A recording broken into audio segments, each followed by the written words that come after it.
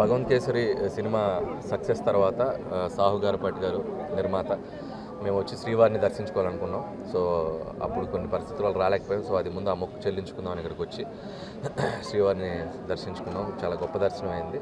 So చాలా సంతోషంగా ఉంది. ఇప్పుడు దిల్ రాజు గారి బ్యానర్లో శ్రీ వెంకటేశ్వర క్రియేషన్స్లో వెంకటేష్ గారితో మొన్ననే సినిమా ఓపెనింగ్ అవ్వడం కూడా జరిగింది. సో వెంకటేష్ గారిది నాది 3వ చిత్రం.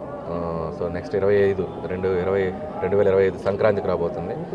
సో అది జూలై ఆగస్ట్ నుంచి షూటింగ్ స్టార్ట్ అయ్యి జూలైలో ఒక 1 వీక్, ఆగస్ట్ నుంచి కంటిన్యూస్ స్కెడ్యూల్తో నవంబర్కి ఫినిష్ చేసి సో సంక్రాంతికి మళ్ళీ మీకు F2 సర్లేరు నీకెవరు, ఈ 2 సంక్రాంతి తర్వాత నాకు మళ్ళీ 3వ సంక్రాంతి మళ్ళీ మీ అందరినీ నవ్వులతో ముంచెత్తడానికి వెంకటేష్ గారు నేను ముందుకు రాబోతున్నాం. సో చాలామంది ఇది F4 అనేదో అనుకుంటున్నారు, బట్ ఇది F4 కాదు.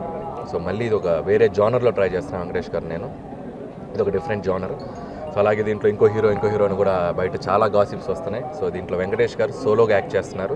ఇంకో హీరో ఎవరూ లేరు ఈ సినిమాలో. So Venkatesh garu solo and Meenakshi Chaudhary, Aishwarya Rajesh casting అంతా కూడా మేము చెప్పడం జరిగింది.